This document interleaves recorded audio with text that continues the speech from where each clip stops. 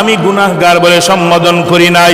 আমি কিতাবে কোথাও আমি আমার বান্দাদেরকে নাফরমান বলে ডাক দেই নাই।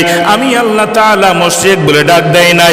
আমি আল্লাহ গুনাহগারদেরও ডেকেছি ইমানদার। আমি আল্লাহর সাথে যারা নাফরমানি করেছে তাদেরকেও আমি আল্লাহ ডাক দিয়েছি মুমিন। এই জন্যই ইয়া আইয়ুহান নাস, হে মানব জাতি, ইয়া আইয়ুহাল্লাযীনা আমানু দুখুলু, সবাইকেই ইমানদার বলেছেন। এখানেও বলেছেন ইয়া আইয়ুহাল্লাযীনা আমানু তুবু ইলাল্লাহি তাওবাতান নাসুহা। এই কথা কেন বলেছেন ইয়া আইয়ুহাল্লাযীনা আমানু? এখানে কি বুঝলাম? ইমানদারদেরকে বলছেন। কাদেরকে? আর জোরে বলেন ইমানদার কারা? আপনাদের বিচক্ষণ ব্রেন দিয়ে বলবেন।